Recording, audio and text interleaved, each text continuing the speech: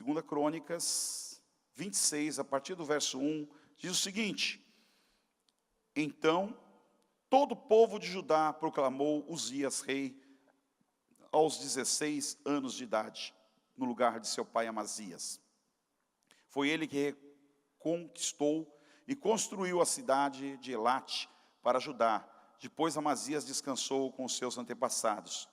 Uzias tinha 16 anos de idade quando se tornou rei e reinou 52 anos em Jerusalém.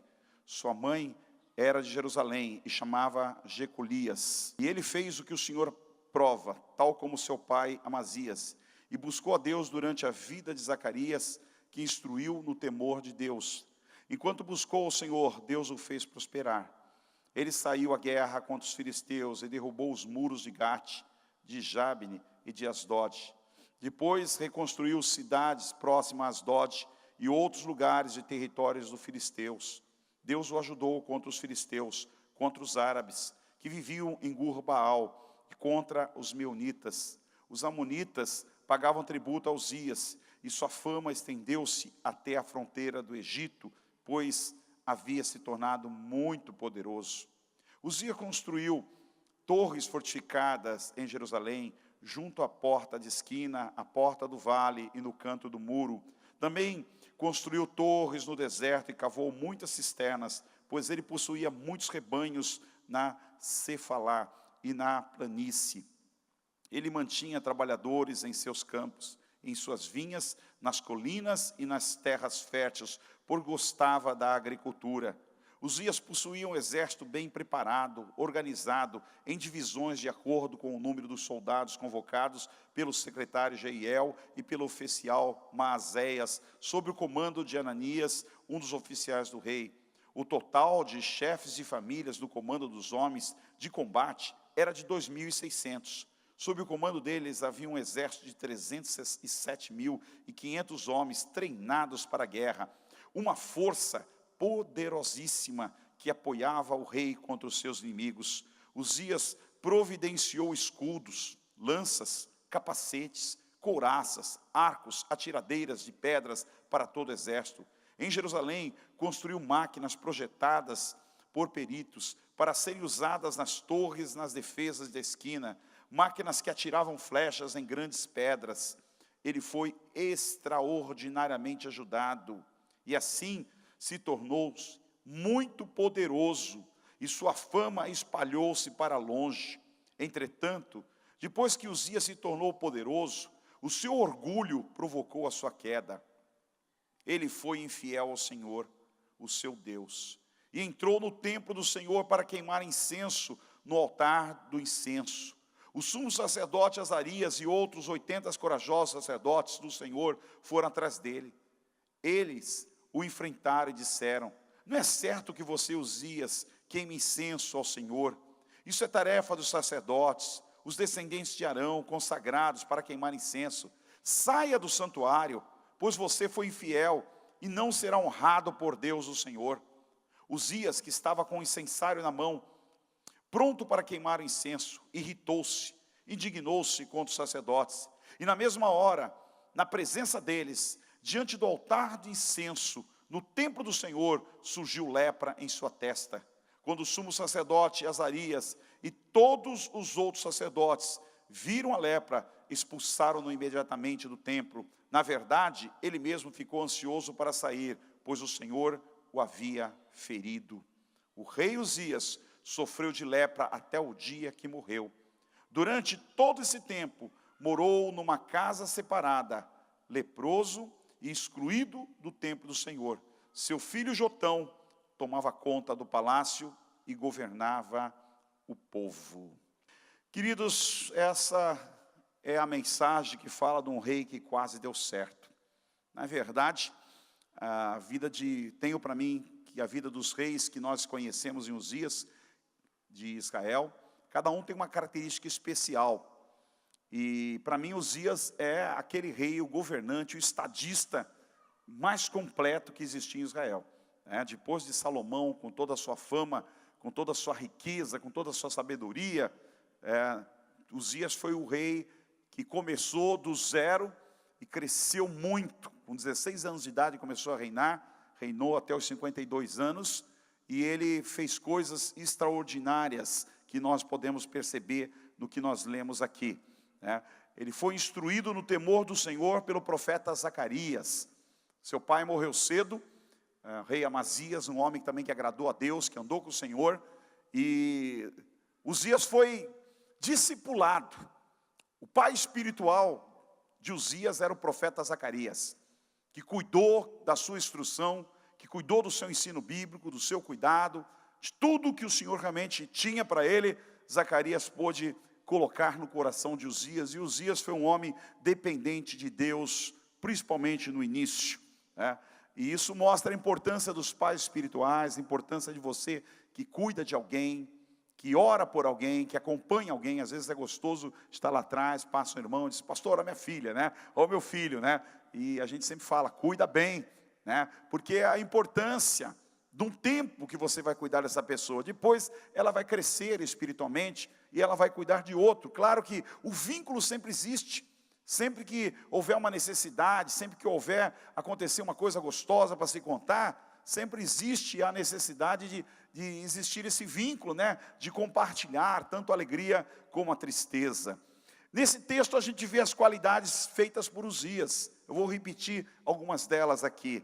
Uzias saiu à guerra contra os filisteus e levou a batalha até a porta da frente do inimigo. Ou seja, ele simplesmente expulsou os filisteus, que eram os maiores inimigos do povo de Deus naquela época, e os levou até a porta da sua casa, da sua fronteira. Tirou todo mundo dentro do território do povo de Deus. Derrubou os muros de Gate. Gate era a cidade dos filisteus, talvez a cidade mais famosa que os filisteus tinham era Gate, porque ali era a cidade dos gigantes. Havia gigantes ali, a cidade do Golias, que nós conhecemos, que Davi derrotou Golias, era de Gate.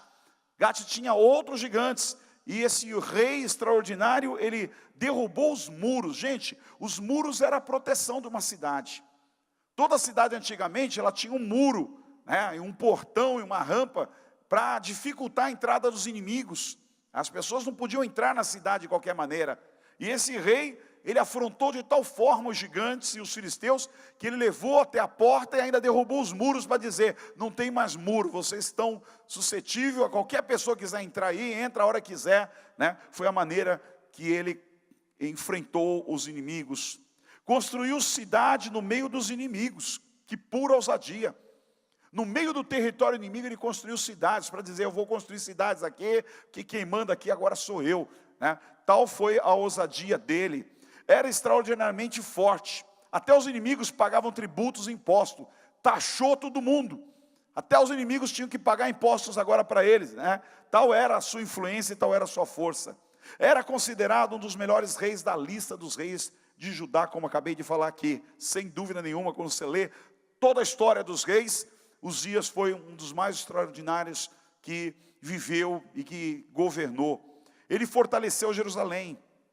Foi sábio administrador, homem de sucesso, cavou poços, tinha muitos rebanhos, gostava de pastorear, né? Ainda tinha esse tempinho ainda, né?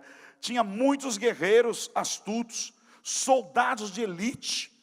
Talvez na Bíblia você encontre a primeira menção sobre soldados treinados especificamente, que ele separou como soldados de elite para a guerra. Você encontra esse homem investindo na guerra, investindo no treinamento dos soldados. Tinha 2.600 líderes de famílias no comando. Era uma força total de soldados treinados, 307 mil homens treinados para a guerra. Além de ser treinado, ele equipou essas pessoas. Ele deu máquinas, né, que lançavam pedras, que lançavam flechas, deu capacetes, deu espadas, né, e colocou nas torres principais da cidade essas máquinas que atiravam pedras e atiravam flechas. Deu escudo para esses homens, deu armadura, deu treinamento.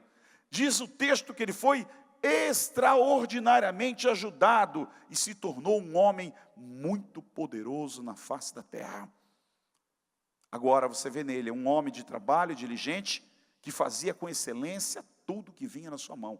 Não fazia de qualquer jeito. Seu coração estava naquilo. Ele amava o que fazia. Ele se dedicou.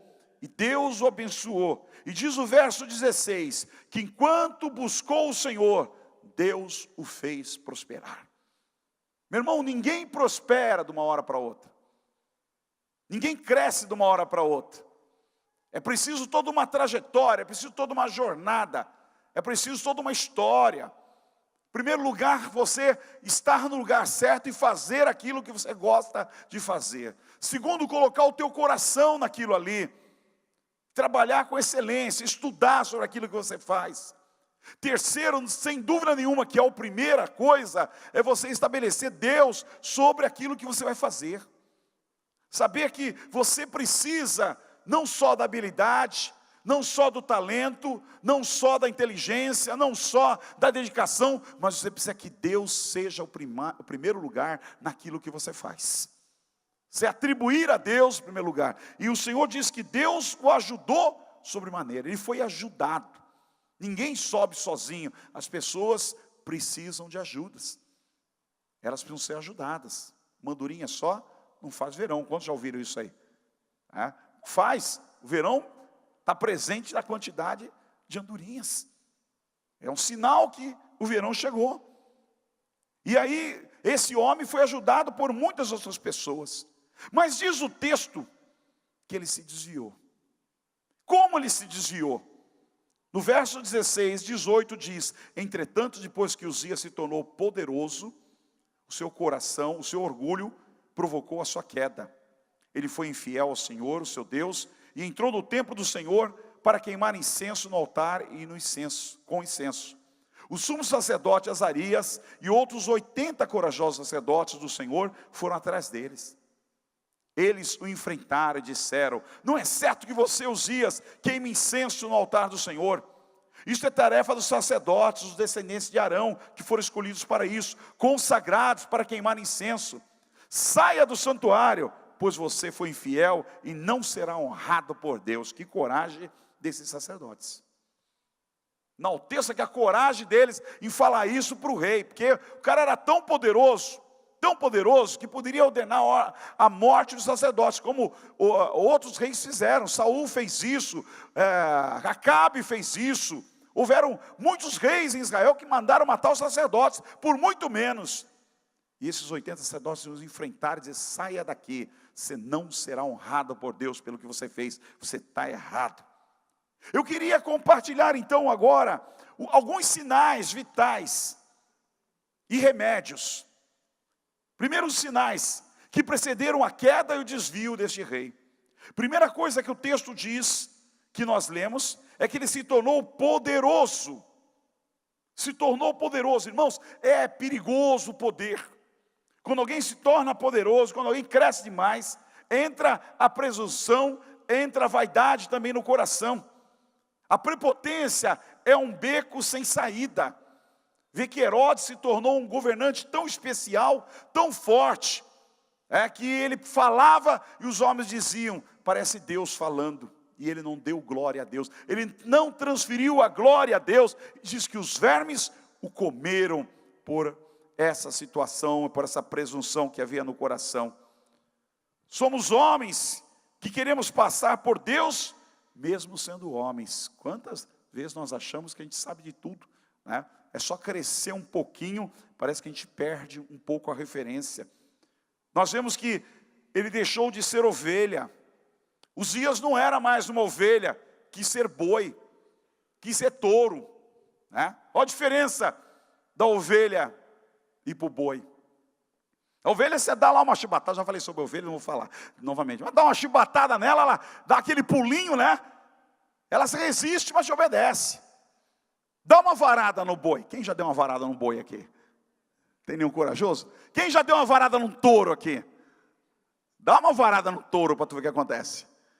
O cara na hora, ele abaixa já aquele negócio dele assim, já faz com o pezinho para lá e para cá, né? É o tempo para tu correr. Se prepara, porque tu deu uma varada nele.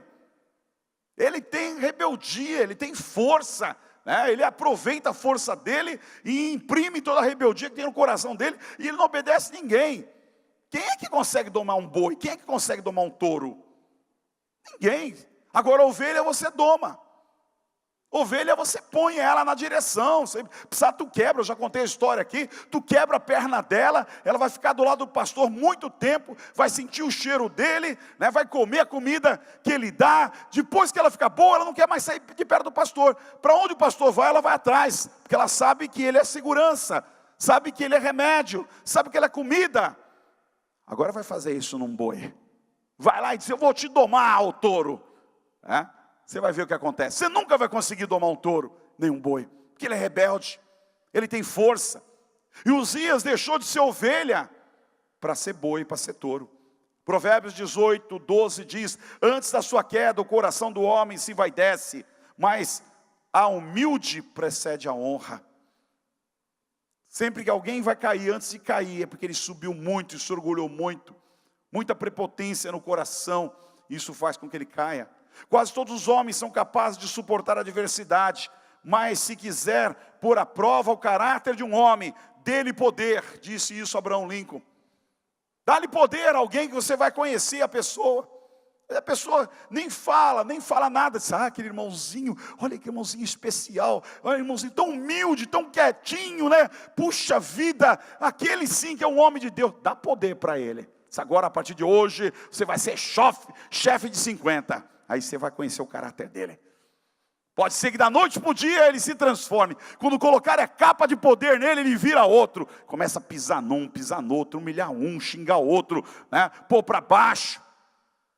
Porque é quando você tem poder, é que você mostra o teu caráter. Quando você está por baixo, está uma cana quebrada, meu irmão, todo mundo é boi, todo mundo é ovelhinha, todo mundo é quietinho. Mas quando parece que se dá poder, se dá dinheiro, se dá autoridade, se dá posição social, as pessoas começam a mostrar quem elas são. E esse homem, quando ele se sentiu lá em cima, quando ele viu que ele era um cara famoso, quando ele viu que ele era muito rico, que todo mundo tinha medo dele e o respeitava, ele começou a pisar nas pessoas, ele começou a sair da linha. Esse foi o primeiro sinal da sua queda. Segundo sinal da sua queda: orgulho e arrogância. E autodependência. O seu orgulho provocou a sua queda. A palavra do Senhor diz em Tiago 4,6, que o Senhor resiste ao soberbo, mas dá graça ao humilde. O Senhor detesta orgulhosos de coração, sem dúvida. A Bíblia diz que eles serão punidos. Porque falta muitas vezes o quebrantamento de espírito. Porque deixou o orgulho tomar conta. A autodependência é um perigo. Adão pensou um dia em também ser dependente de Deus, não depender de Deus. Quando a Eva falou assim: você pode comer esse fruto, você vai ser igual a Deus. Ele logo pensou: não preciso mais de Deus. No fundo, todo ser humano, ele quer ser dependente, ele quer ser autodependente. Ele não quer ficar dependendo muito das pessoas, e muito menos de Deus. Dizer: Senhor, todo dia eu tenho que estar no teu altar, todo dia eu tenho que estar pedindo misericórdia. Não, quero viver a minha vida, quero fazer aquilo que vem na minha cabeça, não quero depender de ninguém. E muitas coisas, quando você quer caminhar num caminho santo, num caminho verdadeiro, você precisa ter a dependência do Senhor. E Uzias disse: agora chega, agora eu não dependo mais de Deus. Toda vez que o homem pensa em navegar para longe de Deus, o diabo sempre tem um barco pronto para ele, dizia Billy Graham.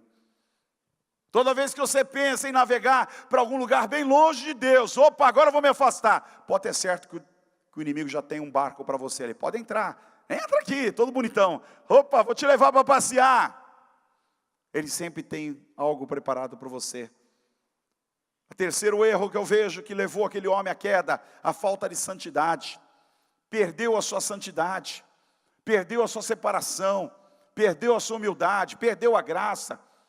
Entrou no templo para sacrificar. Queridos, o templo para o sacrifício era só para sacerdote. Ele era rei. Deus disse que só os filhos de Arão e só os sacerdotes poderiam ministrar. Ele se tornou tão forte, tão poderoso, que ele começou a questionar o trabalho dos sacerdotes. César olhou e disse assim: os caras são muito lentos, são muito devagar, não estão conseguindo fazer o que eu quero, estão demorando muito. E chegou uma hora, quando os sacerdotes viram, ele estava dentro do templo lá, dando uma de sacerdote, sacrificando. E foi aquela hora que eles foram para cima deles e não deixaram ele. Sabe, para sacrificar, precisava ter roupa sacerdotal, sangue inocente, nos lóbulos da orelha e nos polegares. E ele não tinha se preparado para aquilo, e nem era chamado para aquilo. Quando Uzá morre, conduzindo a arca do Senhor, lá em Davi, ele morre porque ele não era sacerdote, ele tocou na arca. E todo mundo, todos os sacerdotes sabiam que não podia tocar na arca. A arca era santa, quebrou princípios. A santidade, irmãos, quando nós quebramos princípios, nós rompemos com a santidade de Deus. A santidade de Deus entra na nossa vida, quando você entregou sua vida para Jesus como Senhor e Salvador.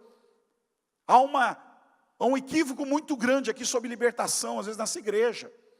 Porque as pessoas pecam e acham que tem que fazer libertação novamente. Meu irmão, a quebra de vínculo, a quebra de maldição, é uma vez só que você faz. Se você pecou, você vai a Jesus, chora diante dele, pede misericórdia pelos seus perdão e muda de vida, para de pecar. Libertação não é para isso não, libertação é para o homem e para a mulher que não conhece Deus, que quando passou a conhecer a Jesus, bom, agora eu passei a conhecer Jesus, então eu preciso me limpar, eu vou renunciar com meus lábios, tudo que eu fiz lá no mundo, tudo que eu fiz no passado. Eu vou romper com a malignidade, eu vou romper com os laços infernais, eu vou romper com os laços sentimentais, enganosos, eu vou romper com as coisas desagradar a Deus, e eu vou verbalizar isso, para que o mundo espiritual saiba. A partir daquele momento, você é um homem, uma mulher liberta. Agora, você tem que andar na santidade de Deus. Tem que andar no caminho do Senhor. Se pecou, vai diante do Pai, como diz a palavra, chora diante dele e pede misericórdia. Não adianta dizer, eu preciso de uma outra libertação. Não, você já passou por aquilo, não funciona. O que vai funcionar na tua vida é o sangue de Jesus, que tira todo o nosso pecado. É o sangue de Jesus que nos purifica e faz de nós um novo homem em Cristo Jesus. Amém ou não amém? Então glorifica a Deus com as suas palmas, se você crê nisso. Aleluia. O sangue de Jesus não foi só por uma vez. O sangue de Jesus é para quanto você viver nesse corpo. Quanto você viver nesse corpo, seja 50, 60, 70, 80, 90 anos, e quanto você viver, o sangue de Jesus, ele tem validade. Você já foi comprar alguma coisa no mercado e viu barato lá? Está em promoção o leite. Aí você vai lá, opa, já pega uma caixa lá, né? Olha a validade antes. Por que será que está barato? Será que é promoção ou porque está chegando perto do final da validade? Tem mais 30 dias para eliminar aquele leite. Tem mais 10 dias para eliminar aquele queijo. Tem mais 5 dias para eliminar aqueles frios ou aquelas bolachas. Vai estar vencido, não pode ser mais vendido. Então tem uma promoção. Usa rápido, come rápido, que está dentro da validade. Depois não tem mais garantia.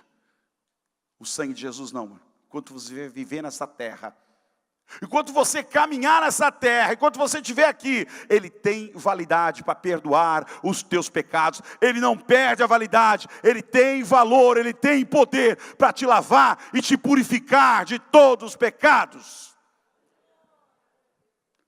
Quando você perde, o rei Uzias perdeu a santidade, ele quebrou a sua comunhão com Deus. Quarto erro que eu vejo que acontece na vida dele, ele se corrompe. Seu coração foi exaltado, cresceu muito. O coração, irmãos, ele é enganoso, mais do que qualquer outra coisa. E diz o texto que a doença do coração é incurável, Jeremias 17:9. Eu fico pensando, diz que o coração dele se exaltou. E o texto em Jeremias diz que no nosso coração uma doença que é incurável. É incurável. O que é uma coisa incurável? É algo que não tem cura. Você tem hoje doenças no planeta que são incuráveis. Tem tratamento. Você não morre delas. Você tem que se cuidar. Tem que tomar os remédios. E você vive. E não vai morrer daquilo enquanto se cuidar. Mas a cura você não tem. Só se for um milagre de Deus. Não existe cura para algumas enfermidades que estão aí no planeta. Mas existe tratamento para que as pessoas não morram daquilo e vivam. O nosso coração, ele é desesperadamente corrupto, diz a palavra do Senhor. Ou seja, ele é incurável. Ele tem que ser tratado todo dia. Tem que ser tratado toda hora. Quais são as doenças que existem no nosso coração? Que nos afastam de Deus. John Knox diz, o maior motivo da separação de Deus é o engano do coração. O maior motivo da separação de Deus é o engano do coração. O coração nos engana constantemente. Ele te trai constantemente. Você pensa uma coisa, você acha que dá certo, acha que aquilo vem de Deus, e às vezes não vem de Deus, o teu coração está te enganando. E às vezes você até ouve a vozinha de um líder, ouve a palavra, ouve o irmão te exaltando, ouve Deus falando aqui no púlpito, mas você não quer ouvir o que o Senhor está falando aqui no púlpito. Você quer ouvir e alimentar aquilo que o teu coração está pensando, aquilo que já está formulado na tua mente pelo teu coração. Quem conhece as doenças do coração? Quais são as doenças do coração? Irmãos, são muitas.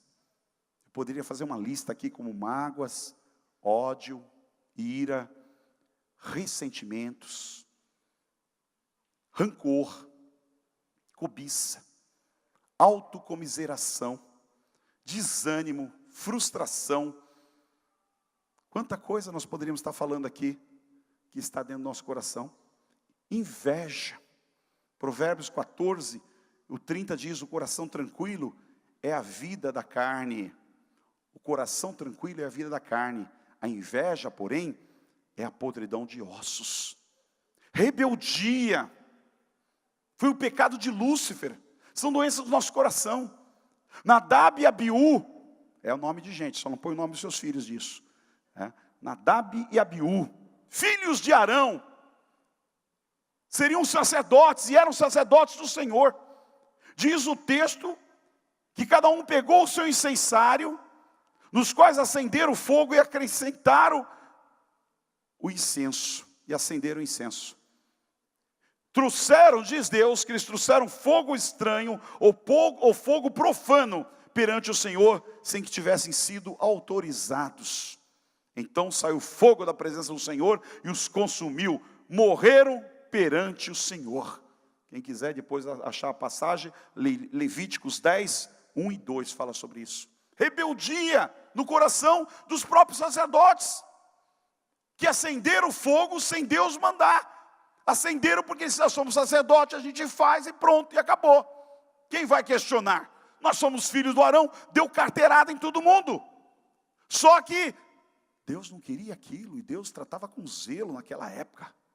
Olha, se Deus tratasse hoje a igreja brasileira, a igreja do mundo, como era tratado no Velho Testamento, ia ser muita gente dizimada aí, viu? Muita gente, mas também uma coisa ia ter temor. O cara disse, opa, não pisa ali não fala isso não, que você tá correndo riscos. Correndo riscos. Quando a irmã de Moisés falou da mulher de Moisés, se levantou para falar mal dela, diz o texto que o Senhor parou tudo. Israel parou, foi o maior prejuízo, ela e Arão. As duas começaram a falar mal da mulher de Moisés, porque a mulher dele não era da tribo de Israel, era de outra nação. E aí, Deus tomou as dores de Moisés. Moisés teve ficado chateado, mas não falou nada. Meus irmãos estão falando mal da minha mulher. Deus tomou as dores, parou Israel. Não foram para lugar nenhum. Quando Arão percebeu que a coisa tinha pego, que Deus entrou no negócio, ele chorou, clamou, pediu misericórdia, pediu perdão. Deus o livrou.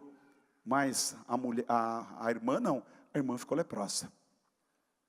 E Israel não pôde mais andar, foi um prejuízo só para todo mundo. Porque, irmãos, há o temor, há a santidade. Porque o coração nosso é um coração perigoso. É um coração que precisa ser tratado. As feridas antigas originais do nosso coração precisam ser examinadas a fundo para depois receber a cura, diz o pastor Jonas Eduardo. As feridas originais, quais são as feridas originais? É aquela que você veio do mundo. É aquela que você, quando era criança, quando você era adolescente, quando você era jovem, aquelas feridas alcançaram o teu coração e te machucaram profundamente. São aquelas feridas que um casamento que não deu certo, que perdeu um filho, sabe, aconteceu coisas drásticas na tua vida, uma falência, uma dor muito grande, ficou uma ferida lá dentro, isso não foi tratada. Esse pastor está falando, diz assim, isso tem que ser examinado a fundo para poder receber cura. Para poder receber cura, para poder continuar. Senão, aquilo vai dinamitar a tua vida. Aquilo vai tirar a graça de viver, aquilo vai tirar a saúde, aquilo vai te prejudicar. São doenças que estão no nosso coração, que nós precisamos tratar, queridos. Infidelidade, adultério, promiscuidade, perversão sexual, e outras coisas estão lá dentro, ressentimento, inveja, ciúmes, quanta coisa está dentro do nosso coração lá. Isso é enfermidade, precisa ser tratada. Isso prejudica a nossa carne, isso prejudica o nosso desenvolvimento espiritual, isso prejudica a nossa vida e a nossa fé em Cristo Jesus. Então, isso tem que ser renunciado, dizer, Deus, coloca remédio. Toda vez que você invejar um irmão, fala, Jesus, tira isso dos meus olhos, tira isso do meu coração. Começa a orar pelo aquele irmão. Senhor, eu peço perdão por invejar, eu quero que o Senhor abençoe mais ainda. Se ele comprou um carro bonito, que ele compre o melhor ainda para a glória de Deus, porque ele é meu irmão, eu preciso amá-lo. Meu irmão, nós estamos numa irmandade. Olha o que eu vou lhe falar aqui, uma coisa muito séria. Quem está aqui que crê que vai ser arrebatado? Amém. Ou vai passar para a glória com o Senhor. Se você tem um problema com o irmão, eu vou dizer uma coisa. Deus é tão maravilhoso, que se você tem um problema com o irmão, você vai subir abraçado com ele, beijando ele, cantando, para a glória nós vamos juntos. Eu quero ver você não cantar. Eu quero ver você não beijar e não abraçar, quando vê que o Rei dos Reis tocou a trombeta e está chamando a sua igreja. Eu quero ver você não abraçar aquele irmão e pedir perdão e dizer, meu Deus, misericórdia, meu irmão, me perdoa, leva junto que eu vou junto contigo agora. Ah, meu irmão, Deus é cômico. Deus faz essas coisas com a gente. Então não é mais fácil aqui na terra você já não abraçar e beijar ele? Já não é mais fácil você pedir perdão para ele aqui? Já não é mais fácil você andar junto aqui do que esperar chegar na eternidade? Ou se de repente nem chega, né? Que para lá e diz, opa, você tem um tratamento aqui, vamos tratar do teu coração aqui. Aqui na terra é o lugar de tratar do coração. Deus não vai tratar dos nossos sentimentos do nosso coração na eternidade, elas são tratadas aqui na terra. É aqui que Deus usa a sua palavra para nos curar. É aqui que Deus usa a sua palavra para poder transformar a nossa vida, o nosso caráter. Melhorarmos diante do Pai. Quinta marca que eu vejo que aquele homem se desviou da presença de Deus. Ele foi infiel com o Senhor. Ele quebrou regras, gente. Regras não se quebra. Tem muita gente que não gosta de regra. Mas o mundo, ele funciona com regras. A vida continua com regras, funciona com regras.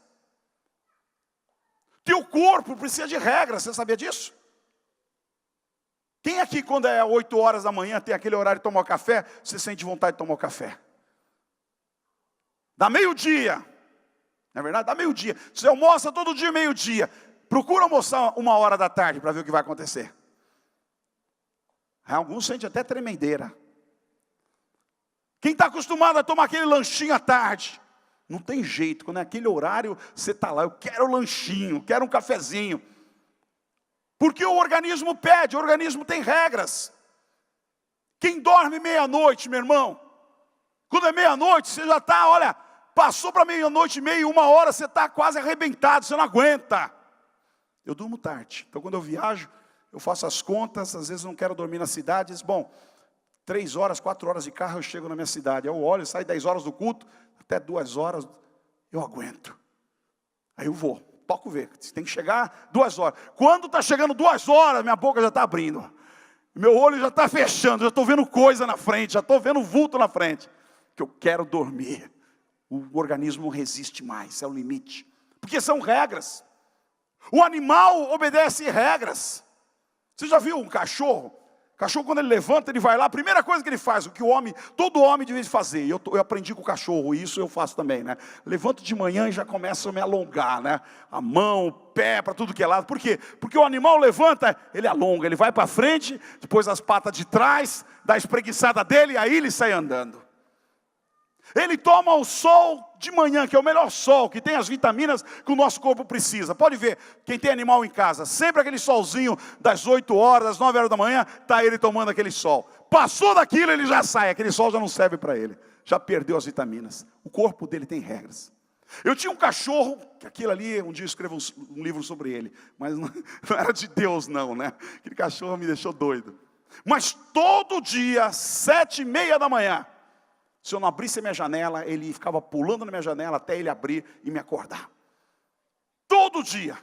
E às vezes eu ficava de propósito, vai dar 7h30. Ele não apareceu ainda. E ficava lá. Aí daqui a pouco, 7h30, eu já começava a escutar ele pulando com as patas, né? E abocanhando a janela até tirar. Tinha um irmão aqui que era marceneiro, toda a casa que eu morava, quando eu saía de lá, ele ia lá consertar minha janela. Ele falava, pastor, isso não é um cachorro, isso é um monstro. Eu falei, pois é, ele gosta de madeira, né? Nasceu errado. Todo dia no mesmo horário. Sabe, as pessoas aí chegam, o ser humano diz, eu não gosto de regras. Meu irmão, o mundo vive por regras. E as regras espirituais existem. Uzias quebrou regras diante do Senhor. Ignorou as placas que Deus estava mostrando para ele. A vida é construída por placas. Deus nos dirige por placas. Aprenda a ler as placas de Deus. Quando eu já estou um pouco mais experiente, depois de tanto apanhar, quando Deus começa a mostrar uma coisa ali, outra aqui, eu disse, para, tem placas para parar, não vai por aí não, o negócio não está aí não. Vamos devagar, vamos ler as placas de Deus. As pessoas ignoram as placas de Deus na vida. Deus dá placas, Deus fala no púlpito, mas usa o incrédulo para falar para você, usa a vida para falar para você. Usa o trabalho para falar para você, usa os animais para falar para você, usa a comida para falar para você, Deus usa placas para falar contigo, e mesmo assim, você ignora tudo isso. Quebrou regras, aquele homem foi infiel, porque ele quebrou as regras. Diz que levantaram 80 sacerdotes corajosos, 80 placas, para dizer para aquele rei, olha, você não pode fazer isso.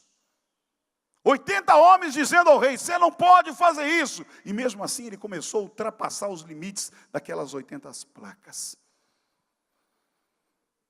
Não tenha dúvida que isso resultou e culminou na infidelidade. Provérbios 3:3 diz, e o amor e a fidelidade jamais o abandone. Prenda ao redor do seu pescoço, escreva-os na tábua do seu coração, e então você terá o favor de Deus e dos homens. Guarda do lado do coração aqui, escreve na tábua do teu coração, como um colar, né? O homem não usa muito, agora tá, esses homens de hoje usam colar, né? Tá bem diferente. Mas a mulherada que usa, né? Gosta de um colarzinho, tal, aquele negócio de ficar tudo bonitinho. Escreve lá do lado do teu coração. Fidelidade, amor aos princípios de Deus, não se negocia. Vira por irmão que está ao teu lado e fala assim, meu irmão, fidelidade e amor às coisas de Deus não se negocia com ninguém. Qual o remédio? Estou terminando. Qual o remédio que a palavra de Deus tem para situações como essa? Primeiro, faça morrer a sua velha natureza. Jesus já foi para a cruz por você. Jesus já foi crucificado e já saiu dela, por isso que a cruz está vazia. Ele já derramou o sangue pela sua vida, irmãos. Ele já morreu por você. Você não precisa pagar mais nada, não. Você não precisa pagar mais nada. Jesus já morreu, a vida dele já foi ali na cruz, já ressuscitou, já te lavou com sangue. Agora ele diz, faça morrer tudo que pertence à natureza terrena. Colossenses 3:5. O que é que pertence à natureza terrena? Se eu pudesse parar agora, dava 5 minutos para vocês aqui, comece a escrever aí, quem tem os telefonezinhos aí de anotação, iPad, iPhone, sei lá o que, ai, né? Começa aí, a escrever no teu caderninho, na tua Bíblia, Quais são as naturezas terrenas que estão no teu coração, que te assediam constantemente, que te perturbam, sabe? O inimigo não vai investir em alguma coisa que você é forte. O inimigo não vai investir em alguma coisa que ele sabe, não, esse cara aí não dá uma chance para isso, ele é muito bom nisso, ele é muito fechado nessa área. Aonde que o inimigo vai atuar? Onde você acha que ele vai atuar? Nas doenças do teu coração. Nas enfermidades do teu coração. Houve uma época na minha vida que eu pensei que era normal, depois eu descobri que não é, por incrível que pareça. Era muito mais novo do que eu sou agora, e eu vivia doente. Eu vivia doente. Qualquer chuvinha, só de ameaçar a chuva eu já ficava doente. Não podia andar sem camisa, sempre saía ter sol no olho, sempre minhas amígdalas inflamavam, eu achei que eu tinha que fazer a cirurgia das amígdalas, aparecia na boca aqui umas feridas que estouravam, e eu sempre estava fraco. Demorou muito para entender, pela misericórdia de Deus, que faltava uma vitamina no meu corpo. E aí eu comecei a cuidar disso, me tratar. E graças a Deus hoje pego chuva, estou aí, não dá nada disso. As tranqueiras sumiu tudo na minha vida há muitos anos. Há muitos anos. Sabe, isso tem a ver com as doenças. Qual é a doença que você está sendo fraco? Qual é a doença que você está precisando de tratamento? Porque é nessa que o inimigo investe. É nessa que ele vai. Ele sabe a tua fraqueza. Bom, então ele sabe a tua fraqueza, ele vai atuar ali. Deus está dizendo aqui em Colossenses 3:5, façam morrer tudo que pertence à natureza terrena, que te prejudica. Faça morrer. O morto, irmãos, não reclama. Alguém já viu aqui um morto reclamar? Já pensou? Misericórdia, né? Você está lá no culto, fundo, estamos chorando, o cara levanta, protesto, tira essa pessoa daqui que eu não gosto dela. Misericórdia. O morto não reclama. No dia que tu morre, até o teu pior inimigo pode ir lá e te dar um beijo e tu aceita. Está morto, não reclama. Deus está dizendo, faça morrer a sua natureza terrena. Isso começa a cura do teu coração, isso é remédio. Joe Piper diz o seguinte, a única base que Satanás tem contra você é a sua carne e o seu pecado. Ninguém vai ao inferno por causa de Satanás. A única razão para irmos ao inferno é o pecado.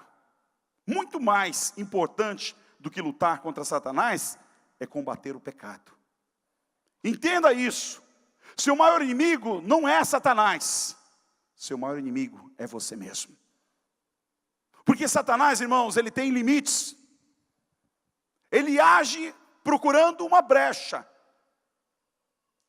Agora, é o pecado que você gosta que te leva para o inferno.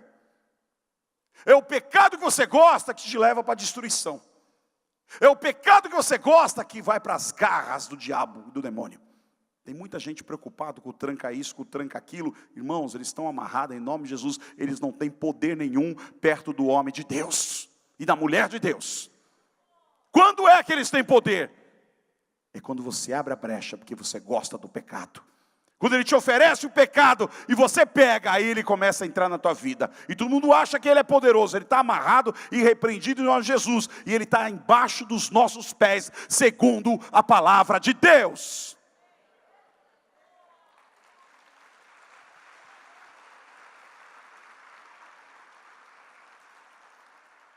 Mas quando ele dá o pecado que você gosta, aí ele começa a crescer na tua vida. Então, queridos, é o coração. Faça morrer a natureza. Segundo remédio que você pode tomar. Vai sair daqui com uma bula hoje para ir na farmácia de Deus. Quebrantamento. Primeiro, faça morrer a natureza carnal. Segundo, quebrantamento. Humilhação da alma. Deus não rejeita um coração quebrantado. A diferença entre Saul e Davi, 2 reis. Todos 2 eram reis, todos 2 foram escolhidos pelo Senhor. Todos 2 tinham apoio da população, todos 2 eram abençoados. Todos 2 iam para a guerra. todos os dois pecaram. A diferença é que quando todos os dois foram confrontados pelo profeta, a diferença é que um se arrependeu e o outro tentou resistir até onde pôde. E Deus rejeitou Saul, exatamente, porque ele resistiu. E Deus aceitou Davi, porque ele se quebrantou diante de Deus. Ninguém pode ser usado grandemente pelo Senhor, sem antes for profundamente ferido até o íntimo da sua alma, diz o pastor A.W. Tozer. Ninguém, para ser usado por Deus, você precisa ser tratado lá no fundo da tua alma, ser curado, senão aquelas doenças se levantam no momento e prejudicam a tua vida. Terceiro remédio, depois do quebrantamento: viver debaixo da cruz de Cristo, reconhecendo que você é um pecador. Diz Paulo: miserável homem que sou, quem me livrará do corpo dessa morte? Viver debaixo da cruz de Cristo, isso significa, isso mostra um reconhecimento que nós somos pecadores, que nós precisamos de Deus, que nós dependemos dele. Pastor Jonas Eduardo diz: ninguém se humilha aos pés de Deus sem ter visto por si mesmo a sua própria decadência. Precisamos olhar a nossa decadência e se humilhar diante do Senhor. Quarto remédio que você pode comprar na farmácia de Deus: nunca se isole. Diga para o irmão, está do seu lado: nunca se isole. Zacarias não estava mais lá para chamar a atenção de Uzias. Ele ficou sem um pai espiritual. A Bíblia diz que quem se isola, ele é insensato. Quem não sabe o que é insensato é o louco, o imprudente. É aquele que não tem direção, é aquele que faz coisas loucas, sem saber o que está fazendo, sem saber as consequências que ele vai colher. Nunca se isole, meu irmão. Não se isole da palavra. Não se isole da oração. Não se isole da irmandade. Não se isole da igreja. Não se isole das células, quem frequenta a célula. São remédios. Você tem uma doença incurável, mas você está sendo tratado. Enquanto você está na igreja, enquanto tem um líder sobre você, enquanto você está abrindo o coração para o teu líder, tu está sendo tratado. Está sendo cuidado, você tem saúde. Você tem saúde. Eu conheci um pastor que logo no início ele descobriu que ele tinha o vírus do HIV, muitos anos atrás. E alguém deu uma palavra para ele que ele ia ser curado, mas que ele tinha que parar de tomar os remédios, medicamentos. Ele era novo, jovem. E ele parou e começou a falar para todo mundo: eu parei porque eu vou ser curado, me deram uma palavra. E eu não posso mais tomar remédio. Sabe o que aconteceu? O corpo dele adoeceu e ele foi para a eternidade. Por causa da insensatez. Por causa de se isolar. Nós não podemos nos isolar, irmãos. Nós precisamos ser tratados por alguém, ser acompanhados por alguém. Isso ajuda na caminhada. Mais um remédio, está terminando. Mais um remédio, você pode anotar aí na tua bula: dependência de Deus. Todo momento você tem que depender de Deus. Todo momento você levanta pela manhã, você tem que aprender a buscar o Senhor. Diz a palavra: buscar o Senhor em primeiro lugar, e a sua justiça e as demais coisas vos serão acrescentadas. Até hoje, irmãos, eu levanto pela manhã, muito mais hoje do que antigamente. Quando eu comecei eu não tinha nada. Alguns aqui talvez se lembram, outros não são desse tempo. Mas eu não tinha nada. E eu ia para a igreja orar, para Deus mostrar alguma coisa para me fazer. Era uma igreja muito pequenininha. 40 pessoas, 50 pessoas.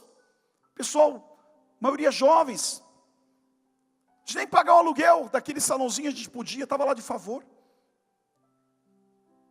E a gente ia orar a Deus: Senhor, e falava a Deus: queremos depender de Ti a cada momento da nossa vida. Se passou 35 anos, 33 anos pelo menos, nesse trabalho. E Deus prosperou. Hoje eu prego nas nossas igrejas, irmãos, é uma igreja maior do que a outra. Deus tem nos dado um povo maravilhoso. Onde você vai, não para de pregar, a semana toda pregando nas igrejas. É um povo, é tanta gente que eu falei: meu Deus, como é que o Senhor multiplicou isso?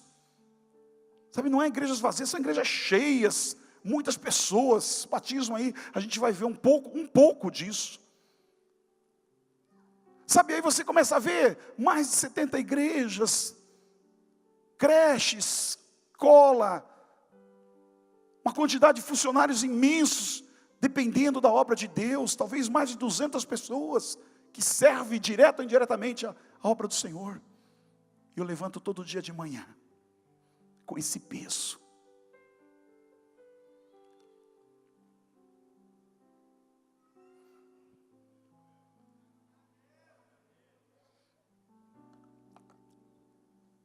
E aí vem um peso sobre você. E na hora eu digo, Senhor, eu acho que eu vou parar. Eu estou com medo. Eu estou com medo, Deus. E eu escuto a voz do Senhor. Ele sempre fala isso. Continua na dependência. São 33 anos. Pode ser 60. Pode ser 70. Pode ser até 100. Não importa o tempo. Enquanto você andar comigo, eu te seguro, eu te mantenho. Nada vai sair das minhas mãos. Nada vai fugir do meu controle. E eu peço para Deus todo dia a mesma coisa. Senhor, eu estou começando o dia. Me ajuda a depender de Ti até a hora de eu dormir hoje. Todo dia eu faço isso para Deus. Não tenha vergonha, irmãos. Não tenha vergonha de você depender de Deus. Não tenha de vergonha de você dizer, Senhor, depende de Ti no meu trabalho. Nem que você bata carimbo no teu trabalho. Sabe, não tenha vergonha de você colocar o teu casamento e dizer, eu dependo de Ti no meu casamento. Senhor, eu dependo de Ti na criação dos meus filhos. É tão difícil criar filho. Meu Deus, se eu tivesse a cabeça que eu tenho hoje, eu acho que a metade eu não tinha gerado. Estou brincando, eles ficam bravos comigo, né? São uma benção, meus filhos. São uma benção. Mas dá medo. E às vezes eu conto nos dedos, meu Deus, a Rebeca está com 16, mais um pouquinho, ela está com uns 20, eu estou livre. Dou carta de alforria para ela, né? Estou livre, vou soltar fogos quando o último for embora de casa. Porque é tão difícil.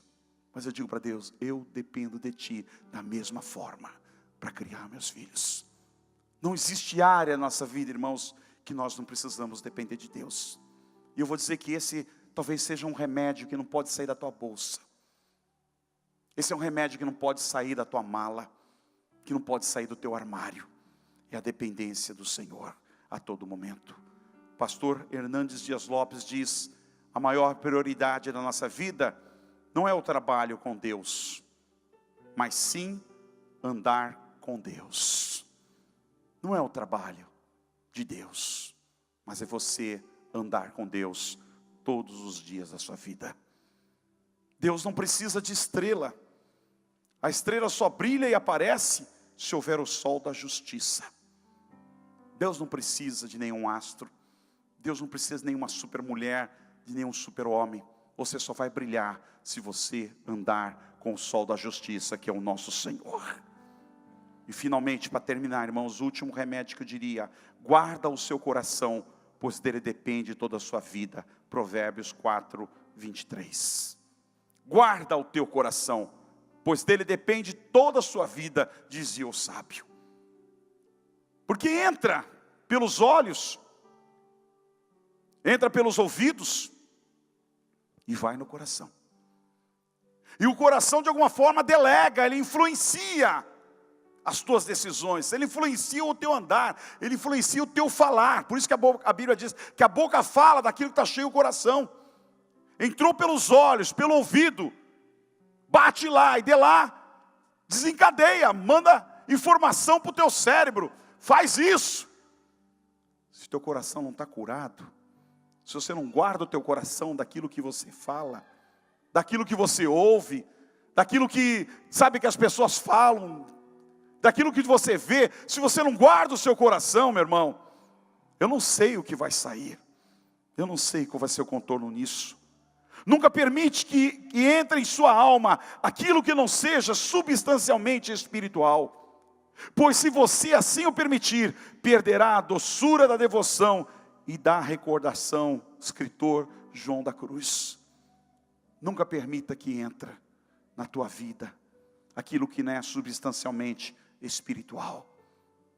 Nós precisamos de Deus, nós precisamos depender de Deus. Nós precisamos guardar o nosso coração a todo momento na presença do Senhor, para não pecar contra o Senhor. Final de Ezequias, final triste. Acabou com lepra, longe da família, morreu solitário antes do seu enterro. Não puderam abrir o seu caixão, pois era leproso. Os leprosos que arrumaram o corpo dele, ficou até o final da sua morte, separado da família e separado do seu reino. Há uma historinha verdadeira que eu ouvi, que eu sempre conto, que num zoológico, certa vez, um garoto caiu dentro de uma jaula. E um gorila imenso, eu não sei quantos já viram um gorila aqui, mas eu vou dizer uma coisa, ele é assustador. Uma vez fui no zoológico, meus filhos eram pequenos ainda, os mais velhos, e eu vi um gorila lá, eu fui irritar ele, né? Ele estava quietinho no canto, não sei o que deu, eu comecei a irritar ele, xingar ele, pá, jogar. Daqui a pouco ele ficou bravo, e ele pulou para cima da grade, e aí ele abriu a mão, aquela mãozona grandona, e começou a bater na grade. Bah, bah. Quando começou a tremer tudo, eu fiquei apavorado, porque eu vi minhas filhas pequenininhas, eu falei, meu Deus, esse bicho pula para cá, só com um dedo ele já arranca o pescoço de uma, né? Bicho grandão, não sabia que era tão grande, com força. E eu disse, sai, vamos embora, Raquel. A Raquel era pequenininha. Vamos embora, Raquel. Vamos embora, Marta. Pegando, sai daí rapidinho, né? E fui embora, não queria nem parar naquela rua azul do zoológico mais. Tão ouriçado que ele ficou. Nunca mais eu fiz isso. Quando fui visitar ele a segunda vez, eu só dei tchau. Tchau aí, seu gorila. Legal. Não mexo mais com esse bicho, não. Mas caiu uma criança dentro da jaula. E os monitores correram, fizeram de tudo e conseguiram salvar aquela criança, porque no momento que o gorila partiu para cima, a gorila fêmea pulou e defendeu a criança, não deixou acontecer nada. E deu tempo de os monitores chegarem e tirar aquela criança. Sabe, a pergunta que ficou foi como aquela criança caiu lá. Porque havia tanta advertência, havia tantas placas, havia tantas informações, como é que aquela criança conseguiu cair naquele lugar? E eu quero terminar, irmãos, essa mensagem exatamente dessa maneira. Como é que você cai? Como é que Uzias caiu? Se existe tanta informação. Se existe tantas placas para mim e para você, como é que a gente cai? Nosso coração precisa ser tratado sobre os remédios que nós colocamos aqui, para nos manter imune e livre da enfermidade, da doença fatal que o inimigo tem preparado para mim e para você. Deus te ama muito. Deus te ama demais.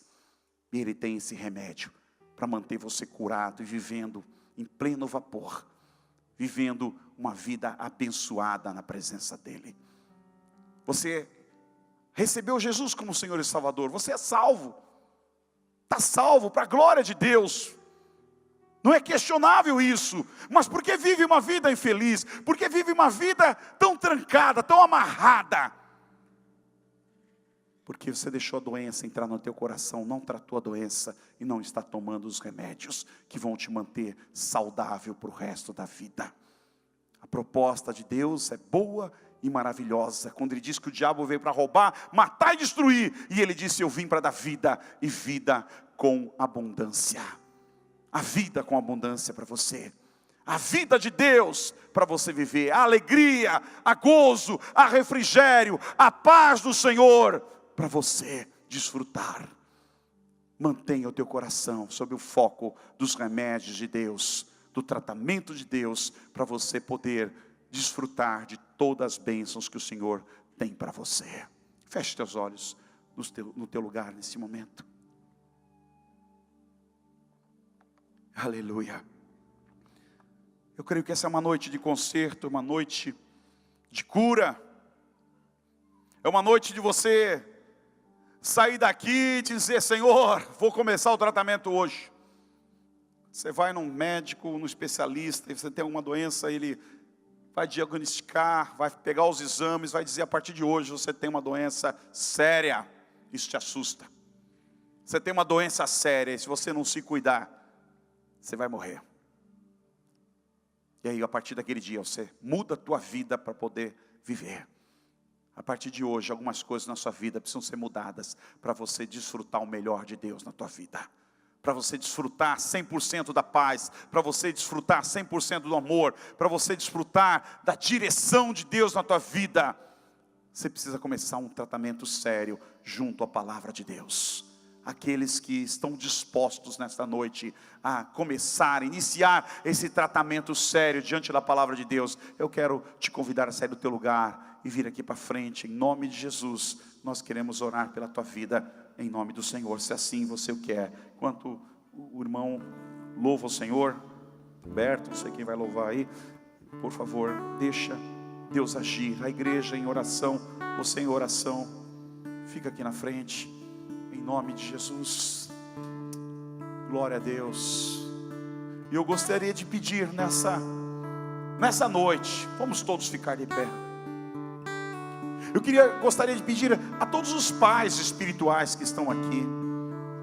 Você que é pai espiritual, mesmo que aqui não tenha um filho teu, não tem ninguém, eu estou sozinho, não sei quem é, eu gostaria que você viesse aqui, pudesse também abraçar uma dessas pessoas aqui em oração com eles, para fortalecer a vida deles, em nome de Jesus. Amém. Toma-me, rendido estou aos pés da cruz, me encontrei. O que tenho te entrego, ó Deus.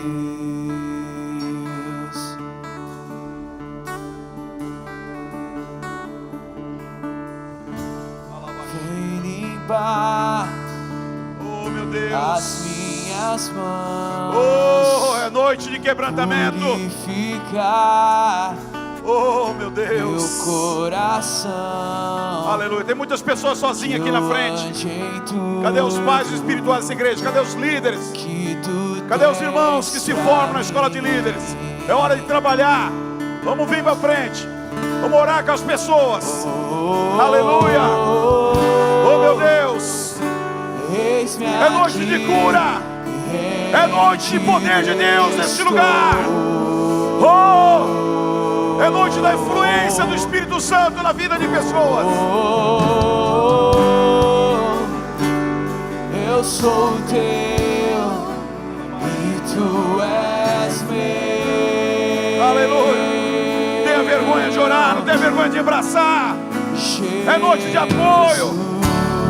É noite dessas pessoas sentirem que existe um Zacarias do lado dela, que elas não estão sozinhas. Há um povo que ora, há um povo que clama. Oh, malaxerianda na massa. Oh, meu Deus. E os dias meus, meu respirar e o meu viver, que sejam todos pra ti, ó. Chore mesmo, clame. Oh meu Deus, oh meu Deus.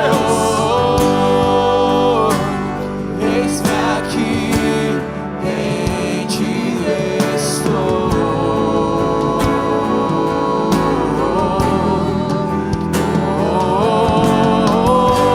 Deus tem remédio para tua vida, a cura para tua vida. Tu és meu.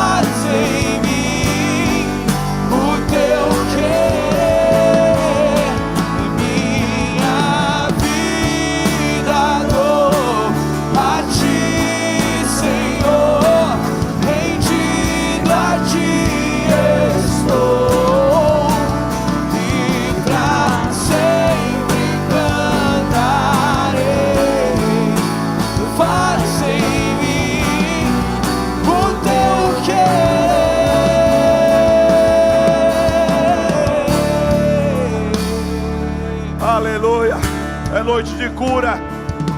É noite que Deus está colocando os remédios para você se tratar, para você sentir a paz dele 100%, para você viver 100% o amor dele na tua vida, entender que a graça, que a salvação, que a misericórdia existe. Oh, que Deus te ama muito, você é querido dele, aleluia. Meu Pai, nós abençoamos os teus filhos, que essa graça de Deus que é derramada sobre nós, tomemos posse, Deus. Saímos daqui tratando a nossa alma, tratando o nosso espírito, Deus, para crescermos em fé, dia após dia. Não queremos ser, Deus, apenas religiosos, não queremos ser apenas pessoas que receberam a graça de Deus e não fizeram nada com ela. Nos leva, Deus, a crescer, nos leva, Deus, ó Deus, a trazer a tua graça para outros, a sermos totalmente, 100% libertos e curados, Deus, para a glória do teu nome. Cuida dos teus filhinhos aqui, abraça-os, Deus, com poder e graça, e cura, Deus, os teus filhos, Senhor. Nós te agradecemos por este momento, em nome do Senhor Jesus. Aleluia.